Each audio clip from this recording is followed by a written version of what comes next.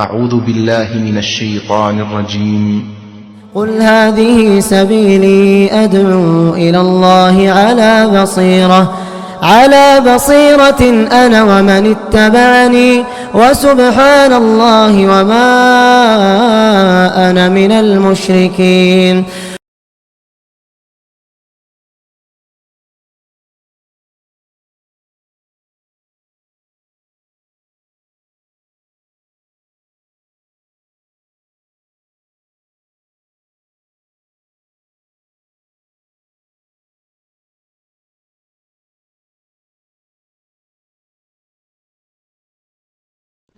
إن الحمد لله نحمده ونستعينه ونستغفره ونعوذ بالله من شرور أنفسنا ومن سيئات أعمالنا. من يهده الله فلا مضل له ومن يضلله فلا هادي له، وأشهد أن لا إله إلا الله وحده لا شريك له، وأشهد أن محمدا عبده ورسوله.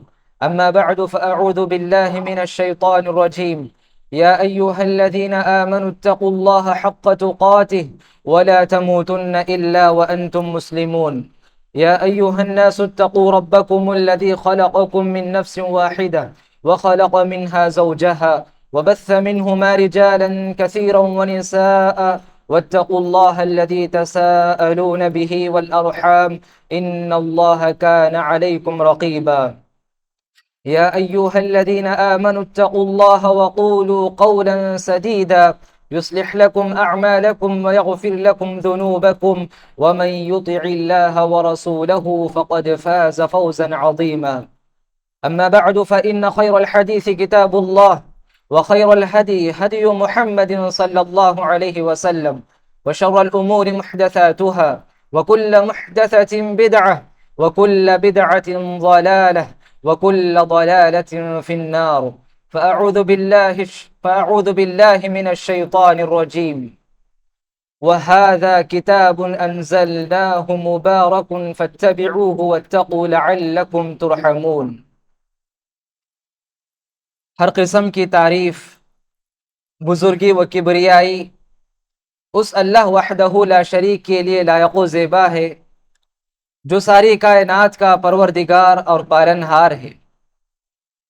درود و سلام ہو سارے انبیاء پر، خصوصاً پیارے نبی محمد صلی اللہ علیہ وسلم پر، جنہوں نے ہر خیر کی طرف ہماری رہنمائی کی۔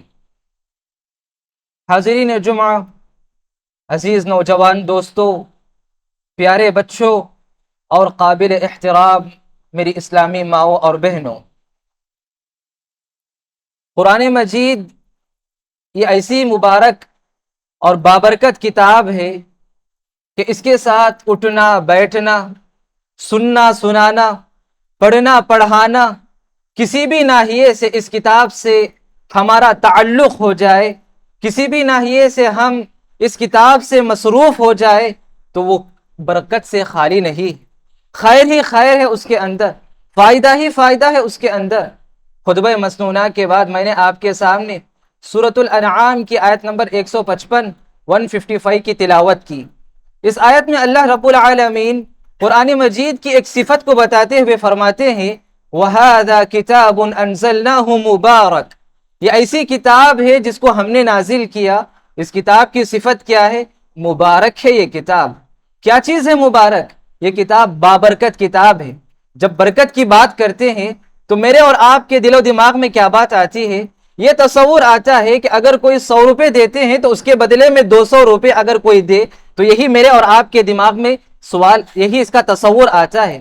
لیکن قرآن مجید کے اس صفت کو اللہ نے بتایا، ایک نہیں دو نہیں بلکہ تقریباً 4 مقامات پر اللہ تعالیٰ نے قرآن کی اس صفت کو بتاتے ہوئے کہا کہ یہ کتاب بابرکت کتاب ہے، یہ قرآن مجید ایک مبارک کتاب ہے۔ کیا ہے مبارک کتاب؟ آپ شریعت کے دیگر اعمال کی طرف دیکھیں، اللہ تعالیٰ نے اس عمل کو کرنے پر اس کی جو برکت کے پہلو کو ذکر کیا، صرف 1 یا 2 پہلو کو ذکر کیا ہوگا۔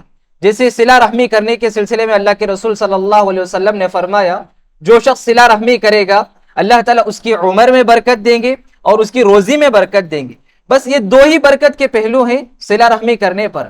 لیکن قرآن مجید سے جب ہم اپنا تعلق جوڑیں گے، قرآن مجید سے جب ہم اپنا رشتہ جوڑیں گے تو اس سلسلے میں اللہ تعالیٰ نے یہاں پر برکت کو محدود نہیں کیا، برکت کو متعین نہیں کیا، ہر جگہ پر اللہ نے یہی کہا کہ یہ کتاب بابرکت کتاب ہے۔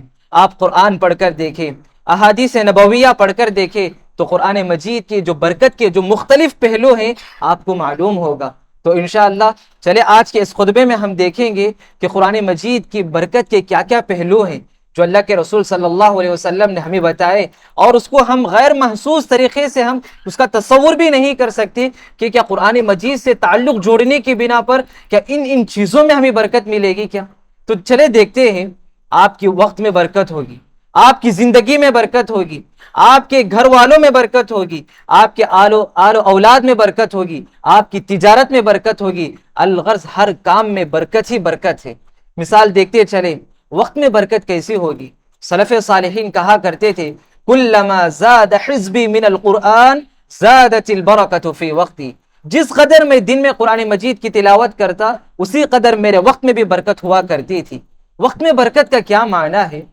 اب مثلا کوئی کام ہم 5 گھنٹے میں کرتے ہیں، وہی کام آپ وقت میں برکت کو اس طرح محسوس کر سکتے 5 گھنٹے میں کرنے والا کام آپ آدھے گھنٹے میں کر سکتے ہیں۔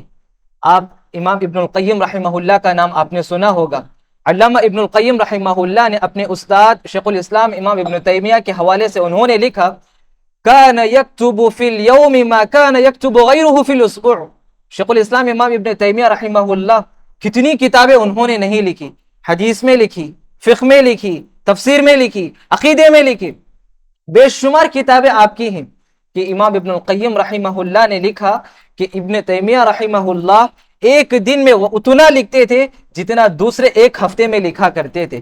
سبحان اللہ، یہ وقت کی برکت ہے کہ ایک دن میں اتنا لکھتے تھے جتنا دوسرے ایک ہفتے میں لکھا کرتے تھے۔ یہ قرآن کی برکت ہے۔ اور اسی طرح سے قرآن کی برکت کا ایک اور پہلو یہ ہے کہ اللہ تعالیٰ رزق میں برکت عطا کرتے ہیں۔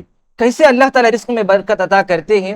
آپ دیکھیں خصوصاً ان لوگوں کو جو قرآن کو پڑھاتے ہیں، قرآن کو پڑھانے والے جو مدرس ہوتے ہیں، معلم ہوتے ہیں یا معلمات ہوتے ہیں، آپ ان کی زندگی میں دیکھیں، آپ ان کی تنخواہیں معمولی ہوتی ہیں، 15,000 20,000 ان کی تنخواہیں ہوتی ہیں، لیکن وہ اپنی بھی زندگی گزار لیتے ہیں، اپنے بیوی بچوں کی بھی زندگی کو گزار لیتے ہیں۔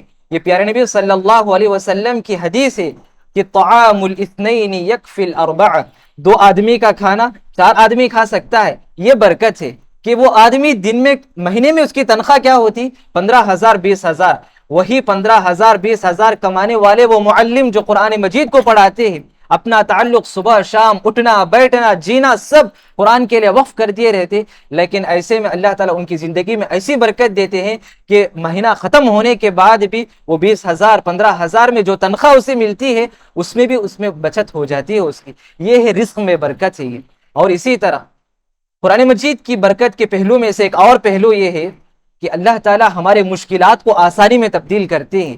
ہمارے چاہے کتنے بھی وہ مشکلات ہو، کتنے بھی الجھنے ہوں، اللہ تعالیٰ آسان کر دیتے ہیں۔ کیا دلیل ہے؟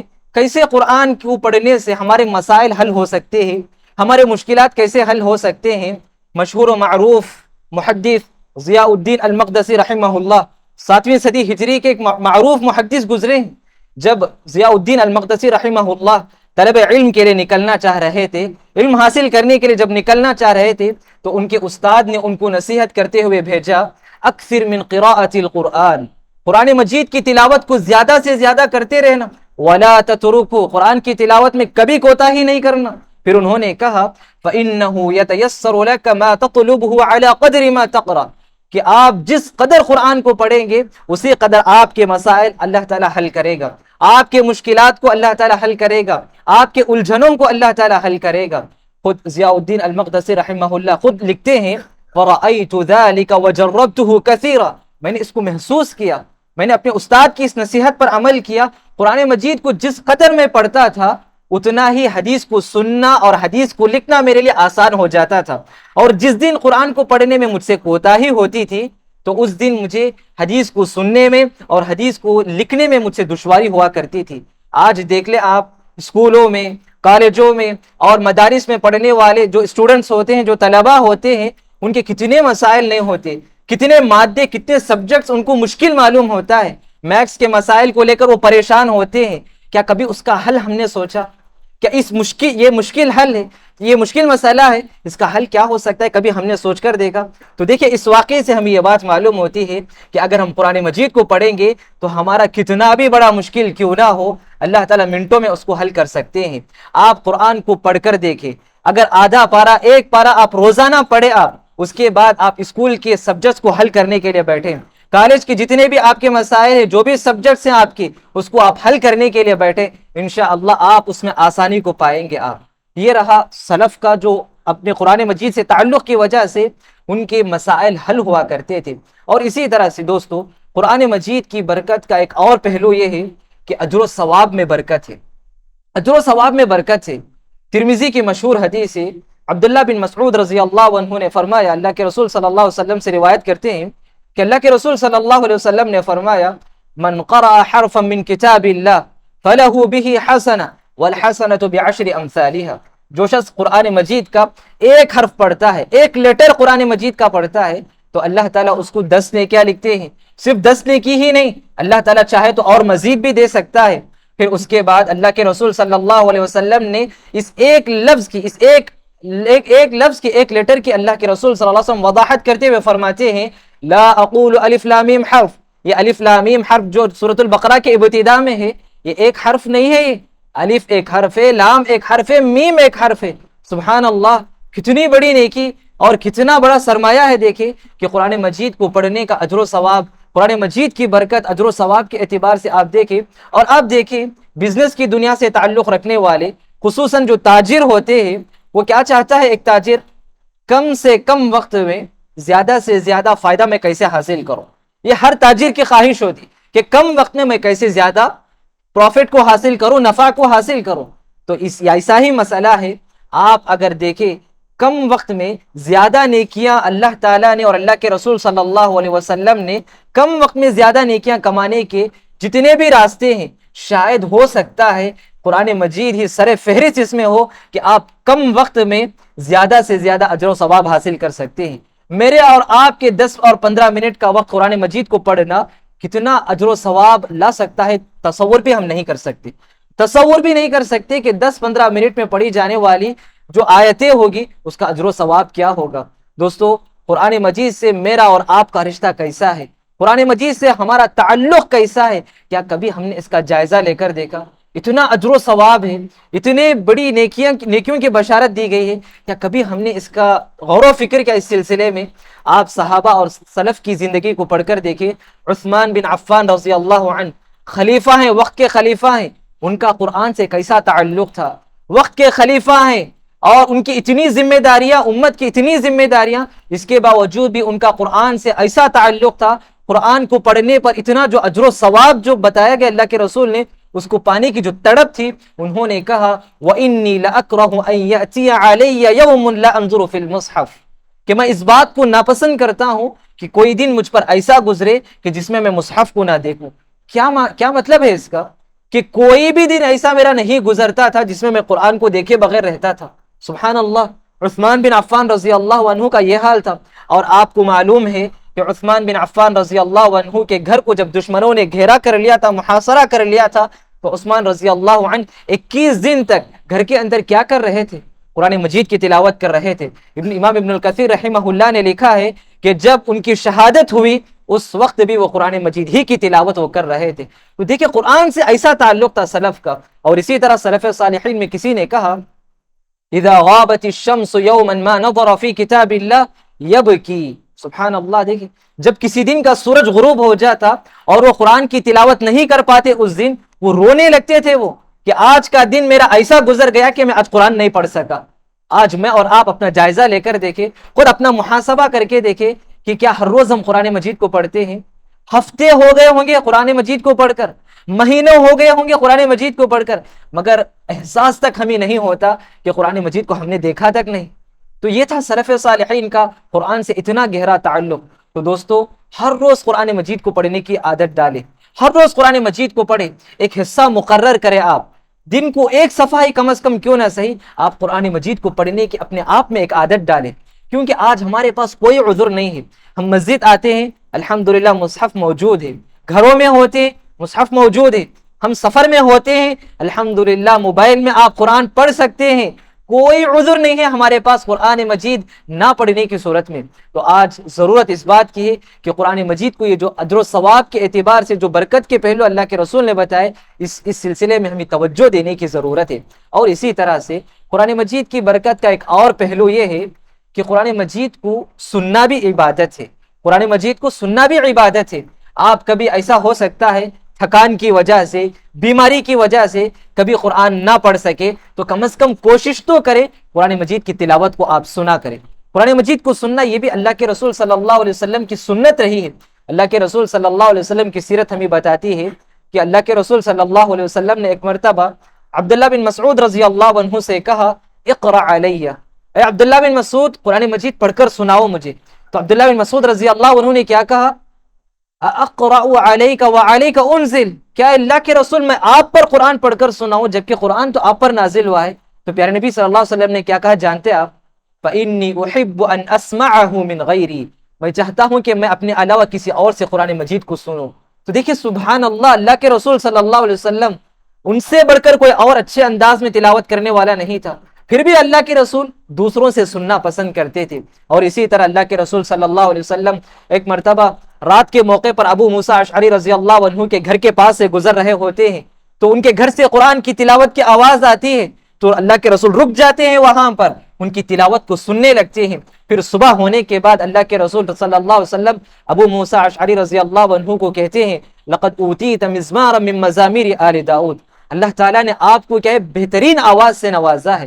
یعنی داؤد علیہ السلام جس پیاری آواز سے وہ زبور کی تلاوت کرتے تھے، ویسے اللہ تعالیٰ نے آپ کو اتنی پیاری آواز سے نوازا ہے. تو دیکھیے سبحان اللہ، اللہ کے رسول صلی اللہ علیہ وسلم کی سیرت ہمیں بتاتی ہے کہ اللہ کے رسول قرآن کو سننا بھی پسند کرتے تھے. تو آج ہم گاڑیوں میں چلتے ہیں، گاڑیوں میں چلتے ہوئے ہم قرآن مجید کی تلاوت کو سنیں. خواتین کچن میں کام کر رہی ہوتی ہیں تو انہیں بھی چاہیے کہ وہ قرآن کی تلاوت کو سنتے ہوئے اپنے کام کو جاری رکھیں. اور اسی طرح آج کا سب سے بڑا المیہ یہ ہے کہ آج عموماً جو بچوں کی جو شکایت ہوتی ہے کہ بچے موبائل میں بہت زیادہ غرق ہو چکے ہیں، بچے موبائل کی لت ان کو لگ چکی ہے. اس کی کیا اہم وجہ ہے جانتے آپ؟ آج اگر بچے جب بچپن میں روتے ہیں تو ہم ان کو کوئی نہ کوئی چیز دے کر ان کا رونا ختم کرتے ہیں. آپ بچوں کو بچپن ہی سے اس چیز کی عادت ڈالیں، بچہ جب روتا ہے تو آپ قرآن کی تلاوت بچے کے سامنے رکھ دیں. بچوں کو بچپن ہی سے قرآن سے ایک محبت، قرآن کی تلاوت کو سننے کی محبت. بچہ صحیح کیا ہے غلط کیا ہے نہیں جانتا، بس بچے کو آواز چاہیے. آپ قرآن مجید کی تلاوت رکھ دیں آپ، تو بچہ اس کی وجہ سے کیا خاموش بھی ہو جائے گا اور بچے کے دل میں قرآن کی ایک محبت پیدا ہوگی. اور اسی طرح قرآن مجید کی برکت کے پہلو میں سے ایک اور پہلو یہ ہے کہ قرآن مجید جب کوئی بندہ غور و فکر سے پڑھتا ہے، تدبر سے پڑھتا ہے، تو اللہ تعالیٰ اس کی دل کی دنیا کو بدل دیتے ہیں. اللہ تعالیٰ اس کے دل کے امراض کو اللہ تعالیٰ دور کر دیتے ہیں. کہ فضیل ابن عیاض رحمہ اللہ کے بارے میں آپ نے سنا ہوگا. فضیل ابن عیاض رحمہ اللہ 110 ہجری میں آپ کی وفات ہوئی، مشہور تابعی ہیں، عابد من العباد، عبادت گزاروں میں بھی سب سے زیادہ عبادت گزار. کس نے ان کو بدلا؟ کیونکہ وہ ایک لٹیرے تھے. سیر اعلام النبلاء میں امام ذہبی رحمہ اللہ نے لکھا ہے کہ فضیل ابن عیاض رحمہ اللہ کا نام اگر کوئی سنتا تو وہ اس راستے سے دور ہو جاتا تھا، کیونکہ وہ لٹیرے تھے، ڈاکو تھے وہ. لیکن قرآن کی ایک آیت نے ان کے دل کو بدل دیا. الم یأن للذین آمنوا ان تخشع قلوبهم لذکر اللہ وما نزل من الحق. جب ان کے کان میں یہ آواز، یہ آیت ٹکراتی ہے تو فوراً وہ توبہ کرنے لگتے ہیں. تو دیکھیے دوستو، قرآن کی یہ برکت ہے کہ اگر قرآن کو غور و فکر سے پڑھتے ہیں تو میرے اور آپ کے دل کی دنیا بدل سکتی ہے. کیوں آج میں اور آپ قرآن مجید میں خصوصاً سورۃ الفاتحہ دن میں کتنے مرتبہ نہیں پڑھتے؟ سورۃ الفاتحہ صرف فرض نماز میں 17 مرتبہ پڑھتے ہیں ہم. کیا اس کا معنی اور مفہوم معلوم ہے؟ کیا کبھی ہم نے غور و فکر کیا کہ سورۃ الفاتحہ کا کیا معنی ہے؟ تو ضرورت ہے کہ ہم قرآن مجید کو سمجھ کر پڑھنے کی کوشش کریں. اگر قرآن کو سمجھ کر پڑھیں گے تو یہ اس کی برکت ہے کہ ہماری زندگی بدل سکتی ہے، ہمیں نصیحت مل سکتی ہے، ہمیں موعظت مل سکتی ہے، ہمیں اس قرآن سے عبرت حاصل ہو سکتی ہے. اور اسی طرح سے قرآن کی برکت کا ایک اور پہلو یہ ہے کہ قرآن کو جب بندہ پڑھتا ہے تو یہی قرآن قیامت کے دن بندے کے حق میں اللہ تعالیٰ کے پاس سفارش کرے گا. قرآن اللہ کے پاس سفارش کرے گا اگر میرے اور آپ کے عمل میں کچھ کمی یا کوتاہی ہوئی ہو، میرے اور آپ کے عمل میں کچھ خلل ہو، تو قرآن اللہ تعالیٰ کے پاس سفارش کرے گا۔ اسی لیے پیارے نبی صلی اللہ علیہ وسلم نے فرمایا اقرأوا القرآن، لوگوں قرآن کو زیادہ سے زیادہ پڑھو، قرآن کو پڑھو۔ کیوں؟ فَإِنَّهُ يَأْتِي يَوْمَ الْقِيَامَةِ شَفِيعًا لِأَصْحَابِهِ، کیونکہ یہ قرآن بندے کو قیامت کے دن سفارش کرے گا۔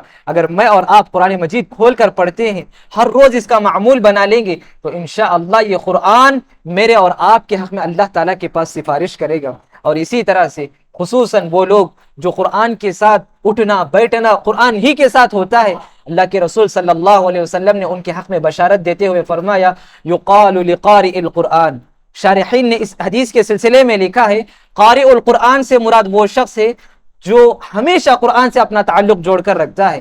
مسجد کو آیا، قرآن مصحف نکال، فرصت کے لمحات میں قرآن کو پڑھنا شروع کر دیا، جب بھی موقع ملا قرآن پڑھنا، چلتے پھرتے اٹھتے بیٹھتے قرآن سے جس کا تعلق ہوگا، اللہ تعالیٰ قیامت کے دن اس سے کہے گا اقرأ وارتق ورتل کما کنت ترتل فی الدنیا، آپ قرآن کی تلاوت کرتے جاؤ اور جنت کے اونچے اونچے مراتب کو آپ چڑھتے جاؤ۔ سبحان اللہ۔ فإن منزلتک عند آخر آیت تقرأها، اور آپ کی آخری منزل وہی ہوگی جہاں آپ تلاوت کو ختم کریں گے۔ تو دنیا میں جتنی ہم تلاوت کریں گے، آخرت میں اتنے ہی ہمارے درجات بلند ہوگی۔ اور اسی طرح دوستو قرآن مجید کی برکت کا ایک اور پہلو یہ ہے کہ قرآن مجید کی تلاوت کرنے کی وجہ سے اللہ تعالیٰ دلوں میں سکون کو نازل کرتے ہیں، سکینت کو نازل کرتے ہیں۔ یعنی نبی صلی اللہ علیہ وسلم نے فرمایا وَمَا اجْتَمَعَ قَوْمٌ فِي بَيْتٍ مِّن بُيُوتِ اللَّهِ يَتْلُونَ كِتَابَ اللَّهِ وَيَتَدَارَسُونَهُ بَيْنَهُمْ إِلَّا نَزَلَتْ عَلَيْهِمُ السَّكِينَةُ۔ شارحین نے اس حدیث کے سلسلے میں بھی لکھا سکینت نازل ہونے کا مطلب یہ کہ جب بندہ قرآن کھول کر قرآن پڑھنے لگتا ہے تو اللہ تعالیٰ کے کچھ فرشتے ہیں وہ نازل ہوتے ہیں، اللہ تعالیٰ کے وہ فرشتے ان کے پاس رحمت کے فرشتے نازل ہوتے ہیں، جس کی وجہ سے وہ اپنے دل میں ایک سکون کو محسوس کرتا ہے اور اپنی زندگی میں سکون کو محسوس کرتا ہے۔ تو دوستو آج انسان سکون کا متلاشی ہے، ہر چیز میں سکون تلاش کرتا ہے۔ اگر آپ پریشان ہیں، کسی بھی مسئلے میں آپ کو پریشانی ہے، تو آپ تھوڑی دیر قرآن کو کھول کر بیٹھے، آپ قرآن کو پڑھے، آپ یقیناً آپ تجربہ کر کے دیکھیں، یقیناً آپ شرح صدر محسوس کریں گے، آپ ایک سکون اور اطمینان کو محسوس کریں گے۔ آج سب سے زیادہ انسان جو پریشان ہے وہ کیوں جانتے ہیں آپ؟ قرآن کو چھوڑنے کی وجہ سے۔ ہر روز آپ قرآن کی تلاوت کریں، یقیناً آپ اپنی زندگی میں ایک تبدیلی کو پائیں گے، یقیناً آپ اپنی زندگی میں ایک بدلاؤ کو پائیں گے انشاءاللہ۔ تو دوستو کہنے کا مطلب یہی ہے کہ اگر آج ہم سے اگر آپ سے سوال کیا جائے کہ آپ نے قرآن کو کب آخری مرتبہ پڑھا، تو بعض لوگ کہیں گے کہ ایک ہفتہ ہوا قرآن پڑھ کے، بعض لوگ کہیں گے ایک مہینہ ہوا قرآن پڑھ کے، بعض تو اللہ کے بندے ایسے بھی ہوں گے، اللہ تعالیٰ رحم فرمائے ان پر، کہ یہ کہیں گے کہ رمضان کے بعد عید الفطر کے چاند نظر آنے کے بعد سے اب تک میں نے قرآن چھو کر بھی نہیں دیکھا، ایسے بھی بعض ہوں گے۔ تو آج ذرا اپنا جائزہ لے کر دیکھیں کہ ہم سوشل میڈیا کے لیے کتنا وقت دیتے ہیں، سوشل میڈیا کے لیے ہم کتنا وقت دیتے ہیں۔ اگر اس کا 1/3 حصہ بھی اگر قرآن کے لیے نکالیں گے، اگر 6 گھنٹہ بھی آپ اس کے لیے وقت دیتے ہیں، تو آپ 2 گھنٹہ قرآن کے لیے نکالیے، آپ دن میں 2 پارہ آپ پڑھ سکتے ہیں، بلا مبالغہ 2 پارہ آپ پڑھ سکتے ہیں۔ اس اعتبار سے اگر آپ حساب لگائیں گے تو کم از کم آپ ایک ہفتے میں 2 ہفتے میں 15 دن میں آپ ایک قرآن ختم کریں گے۔ آپ انشاءاللہ آپ آج ہی سے یہ عزم کر کے اٹھیں، یہ پیغام لے کر جائیں کہ میرا کوئی دن ایسا نہیں گزرنا ہے جس میں میں قرآن نہ پڑھوں، کم از کم کوشش کریں کہ ایک صفحہ ہی کیوں نہ صحیح میں قرآن مجید کو پڑھوں۔ اگر آپ پڑھ نہیں سکتے تو قرآن مجید کی تلاوت کو سننے کی تو آپ اپنے آپ میں عادت ڈالیں، اور اللہ تعالیٰ سے قرآن مجید سے اپنا تعلق جوڑنے، قرآن مجید سے اپنا رشتہ مضبوط کرنے کے لیے اللہ تعالیٰ سے آپ ہمیشہ دعا کرتے رہے۔ پیارے نبی صلی اللہ علیہ وسلم نے کتنی پیاری دعا سکھائی، اللہم انت جعل القرآن ربیع قلبی، پروردگارہ تو میرے دل کو قرآن کے بہار سے میرے دل کو بھر دے۔ کتنی اچھی دعا ہے، اللہم انت جعل القرآن ربیع قلبی ونور صدری، میرے دل کو نور سے بھر دے قرآن مجید سے، وجلاء حزنی، اور میرے غم کو دور کرنے کا سبب بنا دے اس قرآن کو، وذہاب ہمی، اور میرے مستقبل کے جو بھی پریشانیاں ہیں اس قرآن کے ذریعے سے تو میرے پریشانیوں کو دور کر دے۔ کتنی پیاری دعا ہے، آپ میں سے ہر ایک اس دعا کو یاد کرنے کی کوشش کرے، اللہم انت جعل القرآن ربیع قلبی ونور صدری وجلاء حزنی وذہاب ہمی۔ دیکھیے کتنی پیاری دعا ہے. اس دعا کو یاد کر کے اللہ تعالیٰ سے بار بار قرآن سے اپنا تعلق جوڑنے کے سلسلے میں توفیق بھی طلب کرتے رہیں. اور آج کا یہی پیغام کہ ہم قرآن سے اپنا تعلق مضبوط رکھیں, قرآن سے اپنا تعلق اتنا جوڑ کر رکھیں. اب تک اگر قرآن پڑھنے میں کچھ کوتاہی ہو گئی ہو تو کوئی حرج نہیں, کوئی بات نہیں. آئندہ آنے والے دنوں میں ہم قرآن کو زیادہ سے زیادہ پڑھنے والے بنیں, اور جن لوگوں کو قرآن پڑھنا نہیں آتا وہ افسوس نہ کرے, کیونکہ ان لوگوں کے لیے بھی اللہ کے رسول صلی اللہ علیہ وسلم نے بشارت دیتے ہوئے کہا والذی یقرأ القرآن ویتتعتع فیہ, وہ شخص جو قرآن پڑھتا ہے اٹک اٹک کر پڑھتا ہے, وہو شاق علیہ, تکلیف ہوتی ہے اس کو پڑھنے میں, لہو اجران, اس کو 2 اجر ملے گا. جو شخص آسانی سے پڑھ لیتا ہے اس کو تو 1 اجر, لیکن ایک بندہ پڑھنا نہیں آتا, قرآن کھول کر بیٹھا ہے, مشکل پریشانی ہو رہی پڑھنے میں, پھر بھی اٹک اٹک کر پڑھ رہا ہے, تو اللہ کے رسول صلی اللہ علیہ وسلم نے فرمایا ایسے بندے کو اللہ تعالیٰ 2 اجر عطا کریں گے. ایک پڑھنے پر اجر عطا کریں گے, دوسرا اس کی محنت کرنے پر اللہ تعالیٰ اجر عطا کریں گے.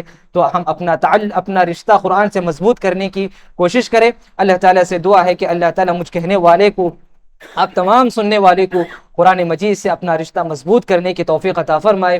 آمین. اقول قولی هذا واستغفر الله لي ولكم ولسائر المسلمين من كل ذنب فاستغفروه انه هو الغفور الرحيم.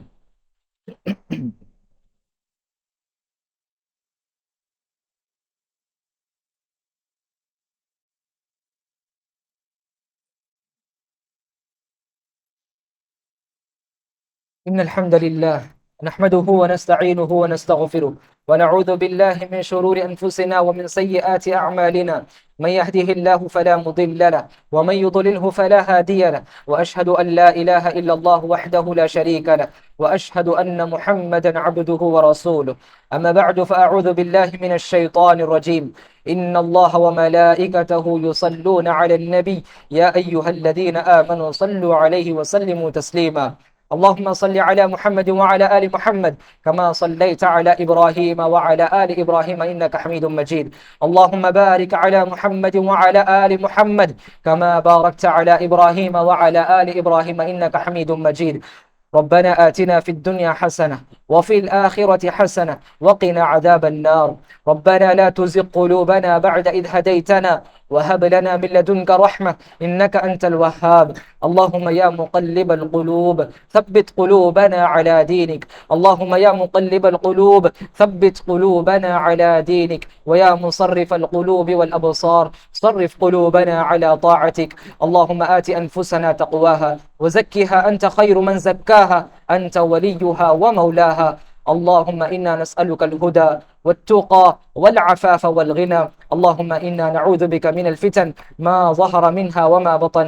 اللهم أن تجعل القرآن ربيع قلوبنا ونور صدورنا وجلاء أحزاننا وذهاب همومنا وغمومنا. آمين. عباد الله إن الله يأمر بالعدل والإحسان وإيتاء ذي القربى وينهى عن الفحشاء والمنكر والبغي يعظكم لعلكم تذكرون. اذكروا الله الجليل يذكركم وادعوه يستجيب لكم ولذكر الله تعالى أعلى وأولى وأجل وأتم وأكبر والله يعلم ما تصنعون.